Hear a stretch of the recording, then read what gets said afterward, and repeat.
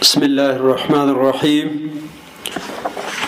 عن عائشة وأم سلمة رضي الله عنهما أن النبي صلى الله عليه وسلم كان يصبح جنوبا من جماع ثم يغتسل ويصوم، متفق عليه. وزاد مسلم في حديث أم سلمة ولا يقضي.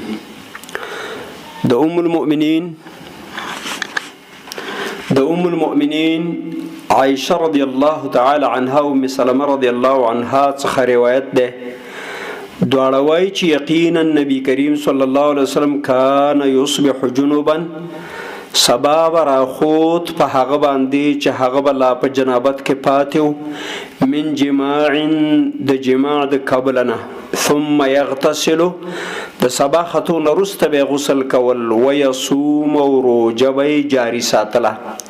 حدیث د بخاری مسلم متفق علیه ده. وزاد مسلم فی حدیث ام سلمة، او د ام سلمہ رضی الله عنها پر روایت کې ور سره دا هم راغلی دي مسلم کې چې ولا یقضی، د دې روزې قضا به نه راوړه. حدیث په دې خبره باندې دلالت کوي چې پکار خدا د چې انسان د سبا د راختون مخ کې غسل وکي، مکمله چربانگ محال غړغړو کی، کامل او دسو کی، کامل غسل وکي. خو که فرصت پیدا نشي او مقکموي او یو انسان قصدن او عمدن هغه په داسې حال کې په اذان د سبا وشي چې د غسل نه کړي، د روزه صحیح ده، روزه ته فساد متوجه نه دی، څه کراهت هم پکې نشته. هم دی واقعي د پاره د داخل د کور د نبی صلی الله علیه وسلم نه دو بیان شهادت نقل کړي چې نبی کریم صلی الله علیه وسلم په خپل د داسې حال سره مخامخ شوی چې سبب پراوخو ته د بلا غسل نو کړي او دیو د جنابت په حالت کې نو بیا به د سبا د راختون غسل رست وکړل، دغه روزه به صحیح و، د دې روزې قضا به نه راوړله، ځکه روزه به سالمه و، ویصوم او روزې ته به دوام ورکاو.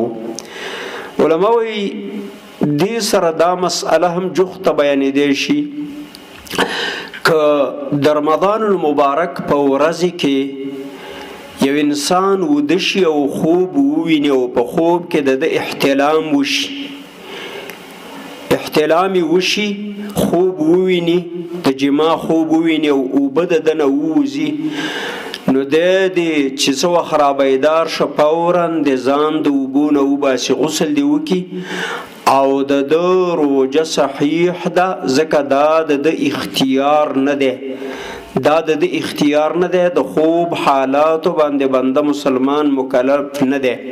نبی صلی الله علیه وسلم فرمایي وعن النائم حتی یستيقظ، او د نیوکه قلم پورته دی د ودنه تر څو چې دی را بیدار شوی نه وي.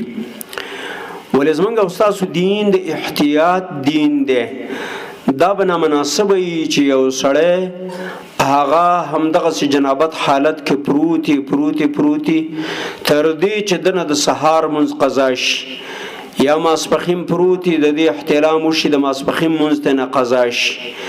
نه، د دې منځونو سره دشمنی نه ده پکار، د دې سره تعلق او رابطه جوختول او مضبوطول پکار دی. په رمضان المبارک کې، رمضان المبارک خو د الله عزوجل رضا ګټل دی، او هم دې مطلب ته نبی صلی الله علیه وسلم اشاره کړې ده چې فرمای من قام رمضان ایمانا واحتسابا غفر له ما تقدم من ذنبه، څوک چې الله ته ودرېد په میاشت رمضان کې په ایماندارۍ او په نیت د ثواب، نو تیر ګناونه یې وبخل شول. نو بنده مسلمان به د قوي بنده په شکل باندې د رمضان المبارک عبادات او وفادار، چست او چالاک او بیدار وي، او په هغه کې به قضایی نه کوي. رمضان المبارک د الله د رحمتونو د ګټلو موسم دی، د فرصتونو د بیللو موسم نه دی. نو الہ العالمین د زمونږ او ستاسو روجي قبول او منظوري کی او الله عز وجل دې ټول مؤمنانو ته مزید توفیق د صالح عمل نصیب کاندي. آمین یا رب العالمین. وصلی الله تعالی علی نبینا محمد وعلى آله وصحبه اجمعین.